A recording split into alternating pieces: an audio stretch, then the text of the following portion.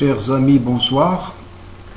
Comme vous venez de le constater, et dans le cadre du module concernant les techniques et le langage audiovisuel, nous allons aborder ce soir les costumes, sachant que les costumes sont un élément déterminant dans l'organisation et la réalisation des films.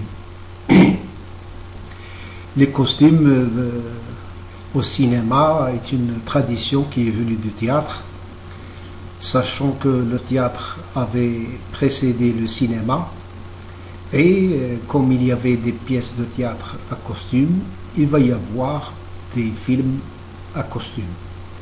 Les costumes constituent, à côté du décor, à côté du maquillage, la coiffure, un élément fondamental dans l'organisation et la réalisation des films. Donc depuis l'invention du cinéma à partir de 1895, nous allons assister à l'introduction de cet élément qui vient essentiellement du théâtre. Et on va retrouver beaucoup de films à costume, comme on va retrouver beaucoup de studios équipés en costume, sachant que les costumes sont sollicités par les réalisateurs depuis l'existence du cinéma, c'est-à-dire depuis beaucoup plus que 100 ans. Sachant que les costumes, ils varient selon les époques, selon les régions, selon les nécessités et les besoins des films. Et c'est normal qu'il va y avoir tout un stock de costumes cumulés au fur et à mesure, au fil du temps. Nous avons visité les studios Cinedina Casablanca, et là nous avons côtoyé tout un atelier équipé en costumes, sachant que la société NPS avait participé à beaucoup de films historiques. Donc au fil des années, elle a cumulé un grand nombre de costumes.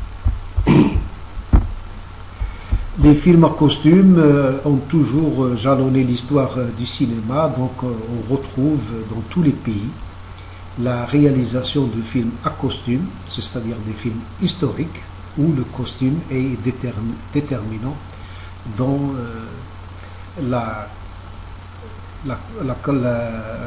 reconstitution des événements. Donc au niveau des événements comme au niveau des personnages, donc doit être lié. Les costumes reflètent une époque, et cette époque, bien sûr, elle est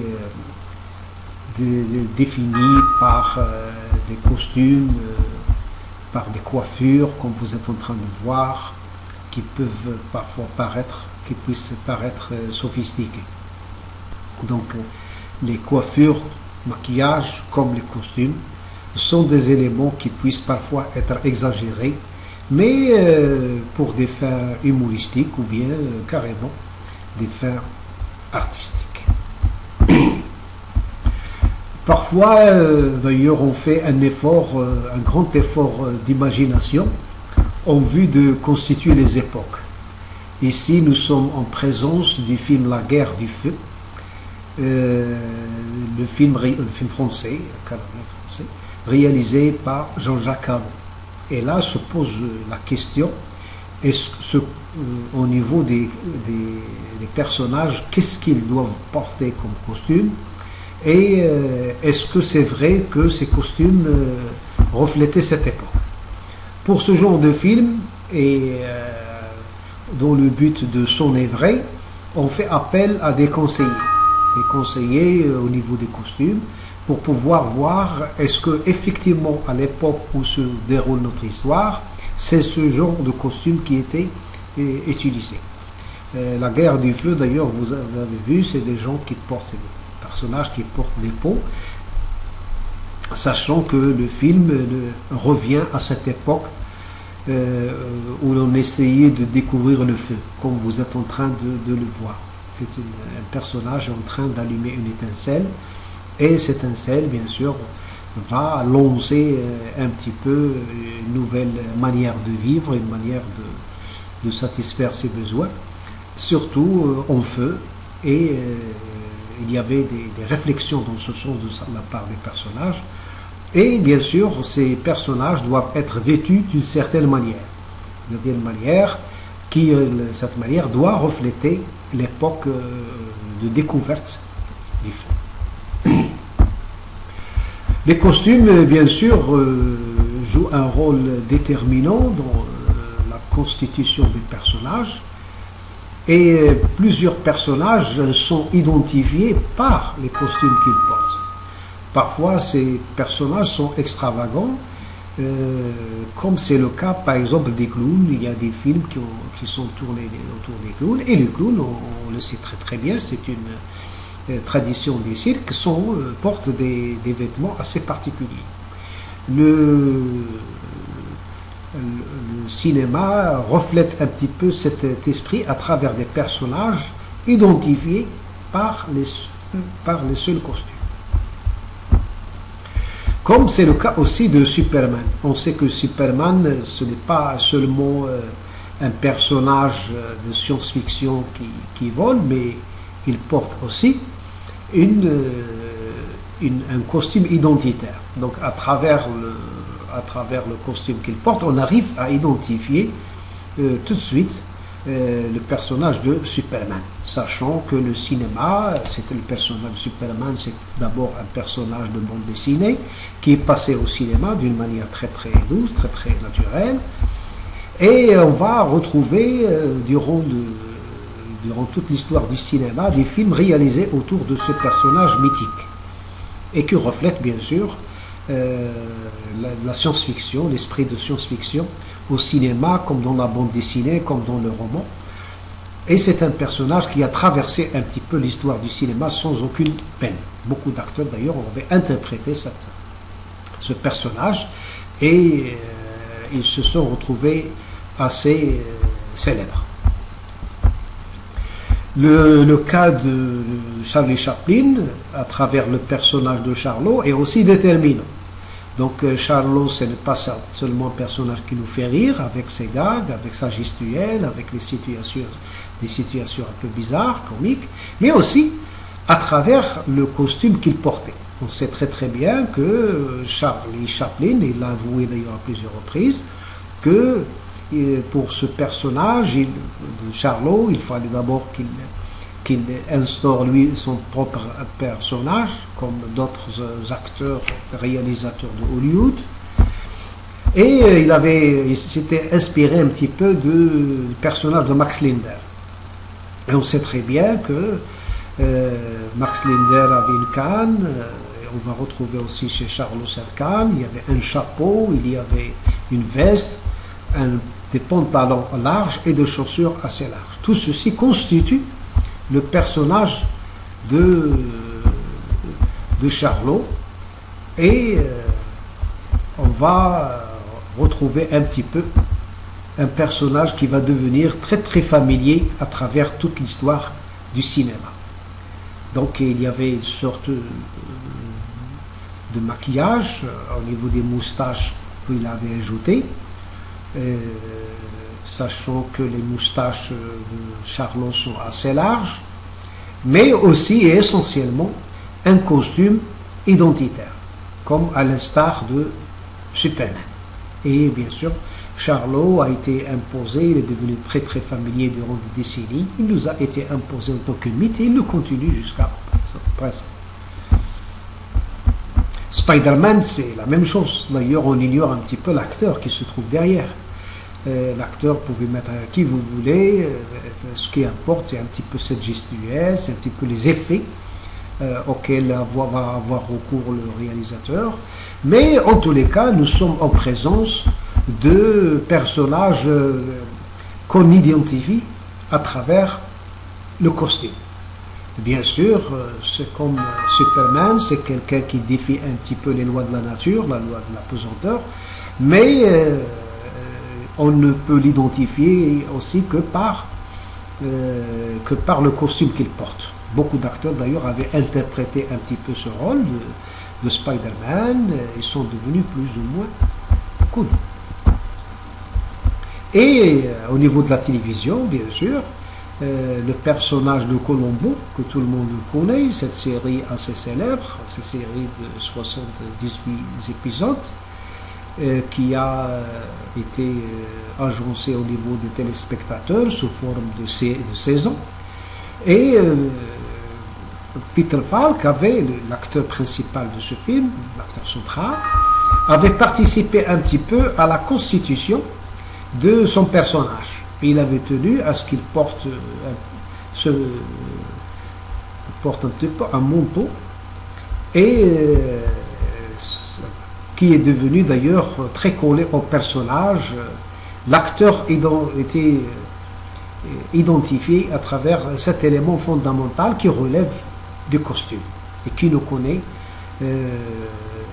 Colombo joué admirablement par Peter Falk. Au niveau des westerns, bien sûr, qui dit western dit le retour à l'histoire américaine dans les années 1850, 1840, 1870 jusqu'à les années 1900. Le cinéma américain revenait, produisait beaucoup de films western, et il le fait moins maintenant, sachant qu'il y a de moins en moins de fans du film western. Mais qui dit western dit retour à l'histoire américaine, et les costumes sont un élément déterminant dans l'identification des personnages. Les Américains soignaient, Hollywood soignait bien les personnages à travers les costumes.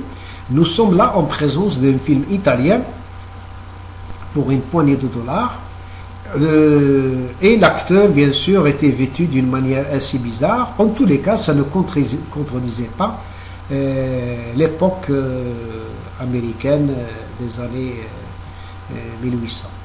Et les acteurs américains, d'ailleurs, soignaient bien les personnages au niveau du costume. Mais les Italiens, c'est-à-dire dans le cadre du western spaghetti que nous avons déjà évoqué dans une leçon précédente, ne donnaient pas beaucoup d'importance, sachant que les costumes doivent refléter un petit peu le personnage. Comme les personnages sont négligents, les costumes également sont négligents. Et bien sûr, il n'y avait pas que les westerns, d'ailleurs l'Indien, comme vous êtes en train de le voir, est un élément absent dans les westerns italiens. Mais ce même élément, il est omniprésent dans les films américains. Comme on soignait les costumes du Far West, des acteurs du Far West, et bien sûr qui devaient affronter un petit peu le danger indien. Qui dit indien dit aussi une manière de constituer l'Indien de cette époque, avec des costumes identitaires. C'est-à-dire des costumes qui reflètent d'une manière crédible, d'une manière vraie, l'époque. Et là, vous êtes en train de voir un Indien, et on voit tout de suite que l'Indien est vêtu d'une manière assez particulière. C'est-à-dire selon la tradition indienne. Bien que dans les films, les Indiens ne sont pas vêtus de la même manière, il fallait chercher, il fallait faire une sorte de recherche historique, de telle sorte à chercher au niveau des costumes que portaient des types d'Indiens. Sachant que les Indiens, c'est des Sioux, c'est des Apaches, c'est des Cheyennes, c'est des Comanches, et chaque tribu, disons, avait ses propres costumes. Un historien va tout de suite déceler des erreurs au niveau des costumes si elles n'étaient pas véritablement portées par ces types d'Indiens. Ce qui explique la présence, l'existence, l'engagement de conseillers historiques. Comme c'est le cas de Tarzan, vous savez que Tarzan est un personnage de roman qui est passé au cinéma depuis les années 20, et Tarzan, un homme de la jungle, qui vivait dans la jungle au milieu des animaux, ne devait pas porter beaucoup de costumes, de beaucoup d'habits, et on se contentait du au minimum. Bien qu'au niveau du cinéma, comme au niveau de la bande dessinée, on va imaginer un petit peu ce qu'était ce Tarzan, vivant en plein milieu forestier. Identique pour Zorro. Zorro, c'est un personnage de bande dessinée qui est passé également au cinéma. Et Zorro, c'est aussi les costumes qui le définissaient. Zorro était identifié par des costumes, un chapeau, un masque, une écharpe. Tout cela constitue Zorro, mais bien sûr Zorro était vêtu en noir, mais avec des habits assez particuliers, en particulier ce masque. Là aussi, comme Superman, comme Spider-Man, le personnage est identifié à travers le costume. On sait très très bien, peut-être que certains ne le savent pas, que Bruce Lee s'habillait d'une manière assez particulière face à ses adversaires. Il ne le faisait pas souvent, mais dans ce film, il portait une sorte de survêtement et qui va devenir très très très célèbre. D'ailleurs, même Quentin Tarantino va lui rendre hommage à travers les habits portés par la vedette féminine dans ces films, volume 1 et volume 2, c'était le premier volet et la suite, de Kill Bill. Kill Bill, l'actrice, portait une tenue jaune avec une rayure noire qui faisait un petit peu référence à Bruce Lee lors de certains de ses films. Donc c'est quelqu'un aussi qui, moyennant une sorte de publicité, c'est une publicité indirecte, devait porter un type d'habit, un type de costume. Il n'était pas bien sûr identifié par le seul habit, le seul costume. Et s'il faisait ça, c'est surtout pour obéir à des marchés, à une promotion d'un produit, quelque chose comme ça. Donc la publicité, à travers sponsoring, était omniprésente, mais d'une manière assez discrète, dès les films de Bruce Lee, c'est-à-dire dès les années 70. Et bien sûr, il n'y avait pas que ça. Vous savez qu'au niveau de science-fiction, la science-fiction c'est tout un univers, il faut le refléter, c'est-à-dire ou bien on va adapter un roman de science-fiction, ou bien on va tout imaginer à la base d'un scénario original, et il fallait bien que imaginer aussi au niveau des costumes, c'est-à-dire imaginer des costumes assez bizarres. En tous les cas, ça doit relever de la science-fiction, comme vous êtes en train de le voir sur cette image d'un film de science-fiction. Au niveau du cinéma comme au niveau de la télévision, on ne va pas seulement soigner l'univers, les situations, c'est-à-dire les décors, mais aussi soigner les costumes. On verra dans un prochain avenir que on soigne aussi le maquillage comme un élément déterminant dans l'inspiration des personnages. La guerre des étoiles, bien, dans la guerre des étoiles, il y a un personnage assez célèbre. Ce personnage-là, on ne le voyait pas. On l'entendait d'une manière sous forme de cassette, c'est-à-dire sous forme d'une voix déformée. Et on voit tout de suite que ce personnage-là est défini par des costumes qui ont été imaginés sur mesure. Dont c'est bien sûr des costumes qui n'existent pas dans la période contemporaine, pas actuelle, mais ce sont des costumes futuristes, comme dans le film d'ailleurs de la guerre des étoiles avec ses différents épisodes. C'est le même cas par exemple de Robocop, un film du Hollandais, d'origine hollandaise bien sûr, Paul Verhoeven, ce cinéaste qui va faire carrière à Hollywood. Et Robocop est un personnage imaginé, c'est un personnage d'ailleurs dont il faut soigner le costume. Et c'est un costume métallique. Ce costume métallique, on connaît très très bien un petit peu Robocop, l'histoire de ce Robocop qui va subir opération chirurgicale, et bien sûr, tous ces organes naturels vont être remplacés par des organes artificiels. Et tout en jouant dans la société, dans son rôle de flic, c'est-à-dire de policier. Il va continuer à assumer encore cette fonction, malgré ce qui va lui arriver. Nous sommes bien sûr en présence de l'univers de science-fiction. C'est un film qui va, compte tenu du succès que va réaliser le premier épisode, premier volet, donc il va connaître plusieurs suites.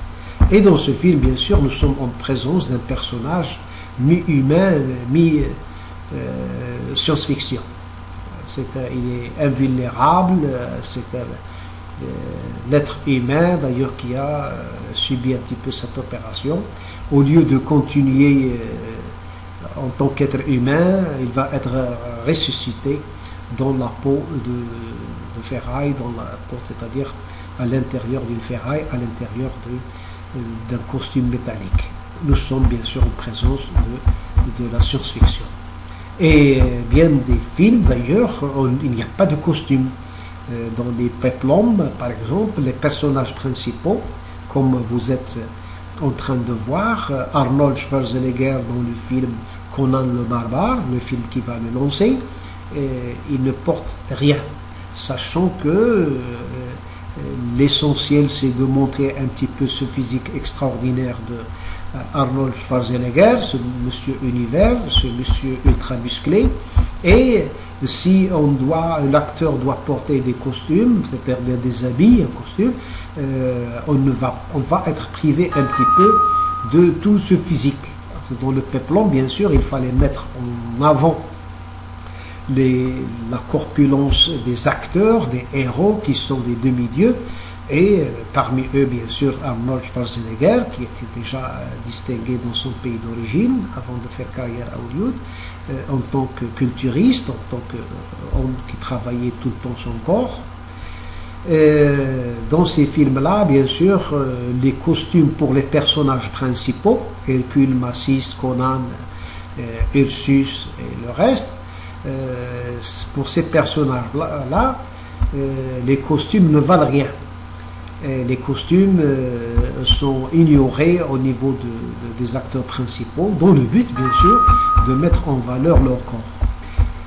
C'est une occasion d'entamer dans un prochain avenir le genre péplum